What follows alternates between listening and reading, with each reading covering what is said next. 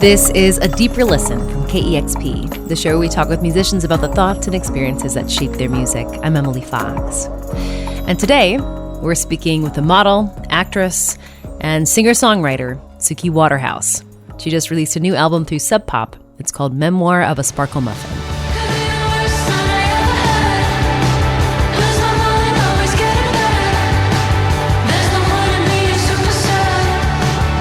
The album has catchy melodies. Sometimes I'm so damn nonchalant that I can't get to what I want. That quintessential cool girl in a bar. A little bit of pop. Oh my God, take me back the way that was. Oh my God. It features Waterhouse resembling some laissez-faire Lana Del Rey-like vocals. You used to call me Yoko, cause I made a joke that all your friends are leaving, and I'm your lover. While other songs feature more power behind her voice. Never found myself this kind of love, I can't believe it. I never leave it behind. Waterhouse started her career as a model in her teens and worked for labels including Burberry, Tommy Hilfiger, and Hugo Boss. Then, a decade ago, she got involved in acting. Her most notable and recent role was as a keyboard player named Karen in the Amazon show Daisy Jones and the Six. I wanted to be a rock and roll star, to travel the world and play music for strangers. And that's what I did. The show's plot was inspired by Fleetwood Mac, telling the story of a band emerging and making a name for themselves in LA in the 70s. Oh, won't you let me down, let me down, let me down easy if you're gonna let me down. If you're gonna let me down easy if you're gonna let me down. The storyline includes addiction, love triangles, and rock and roll. It features songs that gave me goosebumps while watching the show with their catchy melodies and powerful vocals and harmonies. This thing we've been doing ain't working out. Why can't you just admit it to me? I'll take it this now. Baby, look at this now. Oh, we can make a good thing bad. Oh, we can make a good thing bad. I caught up with Waterhouse to talk about the new album, creating it in the final days of her pregnancy and performing Coachella just weeks after giving birth. But first, I asked how being in Daisy Jones and the Six inspired her to pursue her own music career and take it to the next level.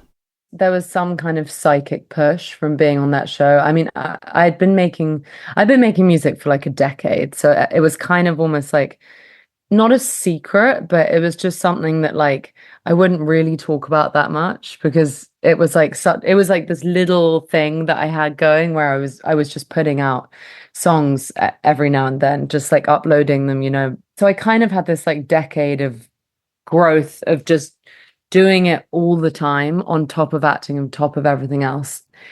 And that was like my 10 years in the making. But there was like something about maybe doing that show, like I really, really wanted the part because I knew that I'd get to be around Blake Mills and get to hang out at Sound City Studios and get to pretend to be in a band. And there was like, I was definitely like walking around with this like hole in my heart, you know, that I hadn't, like, even though I was doing it, I still hadn't made a record, you know? I still hadn't made a record. I still hadn't really like put together a cohesive piece of work that there was like a lot holding me back, you know, mentally, internally. So there was something about doing that show where I was in a studio for 3 months. We were rehearsing, we were all together as a band. You know, I've got piano teacher and I'm obviously like, you know, we're working on the Daisy Jones songs, and then I'm like, can we work on my stuff? And and and then the world really shut down. And I guess that, bit like living in Karen's shoes, living in that world. And she was so confident and she was just like, I just like have the world in my hand. I'm going to be a rock star. And like, I always wanted that. And being in her shoes did, I think, make me go, what have I got to lose? You know? But yeah, there was a lot holding me back, I think, because it's hard to, I feel like, like everyone knows it's difficult to change a lane. especially for me when I'd like come from like modeling and I'd started acting, and then the idea of being like of presenting something else that I wanted to do that was is really like where my heart's been for such a long time. Like I kind of knew it was going to be this uphill battle, and I knew that I could be, there was that thing where I'm like, am I just going to be completely ridiculed? I have a song on the album called Model Actress Whatever, which kind of like pokes fun at that, that idea. But it was a really scary thing to change career paths. Careful what you ask. Love for the ages when it's good on the outside. Harder to fake it. You can't write the ending. It's Hollywood pages. You tell them your story and they'll make the changes. That's what comes down. Scream my lungs out. Nightmares so loud. They follow me, haunting me, honestly. All of my dreams came true. The bigger the ocean, the deeper the blue. Call me a model, an actress, whatever. Other half of my baby, we stay together. Well, it's interesting because I think I read somewhere that you said something along the lines of how music changed your world because with modeling or acting, like you bring yourself and then everyone else takes care of everything else. Like you kind of show up to the gig and everything's taken care of. But with music, you're in charge of like everyone around you and you're the one that's putting on the show. Tell me more about like how that shift has felt. Yeah, I mean, first of all, it's just like this incredibly personal thing that you're sharing with everybody. And I guess like in a funny way, like I mean everything's changed in the last few years, but also like not much has changed because like the whole time that I've been releasing things and just, uploading it to DistroKid, like that was all that I've really been doing is like kind of getting to a place where I was like, I love this song. Like I really want to share this song. I'm just going to put this song out. Like in a funny way, not a lot changed. Like where my heart is, how I like approach things, like that feeling that I have to get before feeling like this is something that I want to share with everyone. But there's I mean it's your business, and I guess like in those practical terms, I mean I absolutely love that I don't have to wait to get like cast in something, Yeah, I you can can do go, it on your own. I Yeah. can, yeah, I can go and I think like, for like the ambition that I have and like the amount of work I want to put into it, that's amazing that because I'm actually able to just go and, be in a studio all week or go and find a lot of like input in the world. And it's also, it's something that like, it's deeply encourages me to read a lot and watch a bunch of movies and be out in the world. It's sort of like, it's a lifeline. Like, you just read like a couple of sentences of a book and you're like, all right, that's going to be a song. Or, it makes you kind of, you have to have like a curiosity to find like this inspiration. But yeah, I guess for this record, like I was very obsessed with like memory, memoirs, like how we're essentially made up of memories of other people. In this album is called Memoir of a Sparkle Muffin, which Yeah, I that's understand is right. like a type Yeah, of then we go to a type of it spider. it gets crazier from there. So I read a little bit about the Sparkle Muffin spider. I love what it does. Can you tell me more about the Sparkle Muffin and its inspiration for this record? Yeah, well, Sparkle Muffin, I mean, Memoir of a Sparkle Muffin kind of came from its origins as like a metamorphosis and like, but the Sparkle Muffin is this like peacock spider, which was like discovered in 2016 in Australia. And the significance of the spider, which I love, is that it like literally dances for its life. And when it like spots a mate, it pretty much like the world pretty much like disappears for it, and they also have this like very iridescent kind of like fan shape on their butts, and they like do these little fancy dances to show off.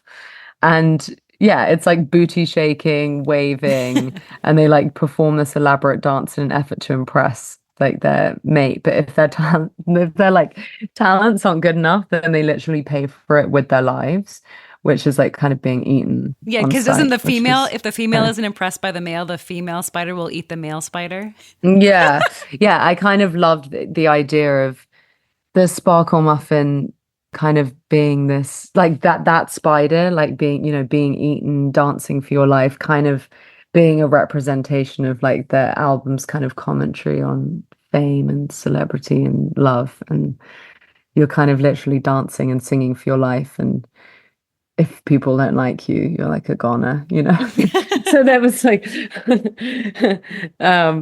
that yeah, I think like the spider's usually seen as like really scary and something to be feared, but the sparkle muffin is like also really like cute and fuzzy, and I sort of like saw myself in him, and I'm like they're very like soft and fuzzy on the inside, and they just really want to be loved even though they can kind of have like an intimidating exterior. Blood on the grass, blood on my knees. Waited so long to find some peace. Call up the past, scream on the breeze. You make me laugh, you bless my sneeze. Take off my shoes and put yours on. They feel heavy, but I feel strong. Take a hike up to the top of the sun. God, it feels good to find someone who loves me. Who loves me like I love my fun. A comment you made earlier about, being a musician versus being an actress is like, you don't have to wait for the next casting call. And I was thinking about just how this album came together. Like, I understood you recorded much of this album in the final months of your pregnancy. Like, you got to the point where you're just like, I need to just set up a home studio and just be home because we're getting pretty close to the due date. And then like you gave birth just weeks after delivering your album. And then you played like Coachella 6 weeks postpartum and during photo shoots with Vogue shortly after birth. And I just think about like how that would have been so much harder if you're casted for a film. Like they'd be like, no, you got to stay in this lane in order to be this character. But like when you're doing music on your own, you can kind of call the shots, And so I'm just curious, like, what has all this been like for you? Like as you've brought a new, child into your world, like while you're releasing an album, while you're performing, big festivals, and I'm guessing you're also doing this while slightly exhausted with a newborn, that you also have to wake up for in the middle of the night and, feed, every 2 to 3 hours, in the beginning. What has just that experience been like, again, like pushing this album out, finishing it, performing, while also like being pregnant and shortly after birth? Yeah. The beginning thing is crazy, isn't it? When they're just like every 2 hours. Yes. That's like a whole that was very wild. That was yeah, we shot the album cover, I think, in the middle of the 2 Coachella weekends. So it was, I mean, look, it's never the most ideal thing to have to be shooting covers and doing, festivals and stuff like right after you've had a baby, obviously. But actually, I don't know. It's one of those things where you are it was all my choice. And yeah, I wanted to get the record out by September. It's like I had to have an album cover. I had to have I had to have like the album finished and and all these things. And I guess I didn't want to I just didn't want to stop for anything. But so I would kind of like panic before and think, oh my God, I can't believe. And people would say you don't have to do, you don't have to do Coachella, you don't have to. But it's like, I don't know, it's so like it's so like special to me. It's so like I'm just filled with like so much gratitude to be able to get to do something like that. And I kind of just had this, I think so much of it is about following instinct. And I had some deep instinct, like I really want to do that show. And I kind of planned it where I was like, guys, no one can talk to me for a month after, I want to just have like, I'm going to be fully like, that didn't end up happening, but like, but actually I really wanted to, 2 things can exist at the same time. You can be at home with the baby and be absolutely in love and bonding and just like, and also you can be on the phone planning your outfit for Coachella and doing, it's like 2 things can happen at the same time. And then, so I brought her down and spent the day with her. It was actually, and it actually ended up being like amazing to, leave the house and go on a little trip down to the desert and have the baby in a house and then, say goodnight and go and play the festival. For me, that was like it was kind of all exactly how I could have dreamed it to be, because even though, I was highly emotional and not really like myself at all, it was a very like heightened emotional experience that I wouldn't take back, actually. Maybe not if I have another one. Maybe I'd do it differently. You know what I mean? But it was like life, and it was like life change, like huge life changing things happening for me in my private life and in my professional life. And I was just really, yeah, just super grateful, and really wanted to like be able to have both those moments coexist. Yeah. I mean, I just think back to like when I was 6 or 7 weeks postpartum, because I had a C-section. And so it was also at the point where like I still couldn't like lift anything heavier than my baby. So like I couldn't even like do like the put the baby in a car seat and put the car seat in a stroller and go on a walk by myself. And like I remember that 6-week period just being like, I still feel so helpless, but also I don't feel like myself, you know? And so there's also this battle of like, I need to do something that just feels like me before, Exactly, like this exactly. baby came in my life. And I did not feel like myself at all. I did. Your mind is in a really, it's delicate. I feel like someone could say something to you and you could burst into tears at any moment, right? Yes, yeah. Around then. Oh, yeah. Like, yeah, it's incredibly delicate. You're basically the hormone drop off is crazy. Yeah. I couldn't I believe like cried, like 2 or 3 times a day for like a month straight. Yeah. Yeah, Like, why? exactly. What's happening?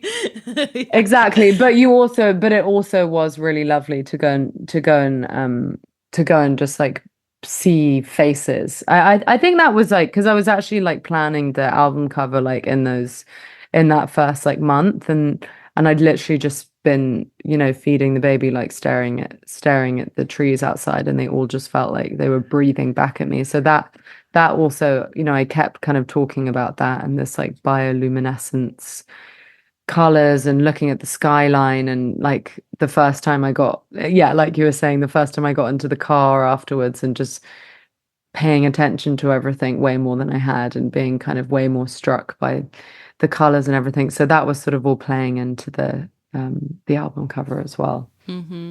So, you're about to go on tour from late September to late December. What do you think like tour life is going to look like for you, especially now that you've got this, infant? Yeah, she's coming with me. Is she? Yeah. How are you like juggling all that, like just logistically? She's coming on the bus. That's awesome. That's awesome. Do you have like a nanny and stuff, or like how does that all work? Yeah, I'm gonna have my mom. My mom's coming, and then I'll bring in I'll also like, yeah, I'll bring in like other support as well. If my mom's, I think she'll come for like the first week, and then, well, I've split it up. I've also split it up so it's not months and months on the road. It's 2 weeks, then we stop, and then we go for another three weeks. So it's not like, I don't think I could do like 2 months straight with the baby on the bus. We've split it up. So making obviously slightly different choices now. Yeah. So my final question is, KEXP, we're all about music discovery. So we would love for you to give us a music recommendation. What's a song that you think everyone should hear? A song that's not yours, a song that you love, that either you're loving right now or has made an impact somewhere along your life? I would say it would be Fruits of My Labor by Lucinda Williams. I feel like I could just bang on about this song forever. I think that, yeah, that's it. It's just a song that completely endlessly inspires me. Like it's just my dream to even, I don't just to like the fact that song exists. Like it just moves me all the time, over and over again. I've been trying to enjoy all the fruits of my labor. I've been crying for you, boy, but truth is my savior. Baby, sweet baby, if it's all the same, take the glory any day over the fame, baby. Sweet baby. That was my conversation with Suki Waterhouse. Her album, Memoir of a Sparkle Muffin, was released on September 13th. Sometimes I'm so damn nonchalant that I can't get to what I want. That quintessential cool girl in a bar. Sometimes I wanna taste the skin, but I'm not one for giving it, 'cause that's way too embarrassing, my God. Oh, I want you so bad, can't find my white flag. I must have left it in the back of the city cab. I'm not calling you back, 'cause then you'll know that, 'cause then you'll know me. And that was A Deeper Listen. So this Friday, KEXP is kicking off our fall fund drive. KEXP is a publicly funded radio station based in Seattle. We also have a transmitter in the San Francisco Bay Area. And our funding model is a really beautiful one, where the majority of our funding comes from listeners. If you love what you hear on this station, people give. And that is what supports us. It allows us to do what we do. It allows us to be independent. It allows us to be weird. It allows us to explore and have podcasts like this. It's listeners that allow us to do what we do. And so we come on air on the radio to remind people that that's how our funding model works, and we ask for people to give. And so I'm going to take this moment to let you know, again, our fund drive is about to happen starting on Friday. And I would love for you to help give to A Deeper Listen. Think about giving $6 a month. You can do that at kexp.org/deeper. If money is not in the cards right now, you can also help support this show for free by subscribing to the podcast, rating it, reviewing it, share an episode with a friend. Those things go a long way as well. But again, it is the fund drive. We have some awesome thank you gifts. You can check them out when you go to kexp.org/deeper. And thanks for taking a deeper listen.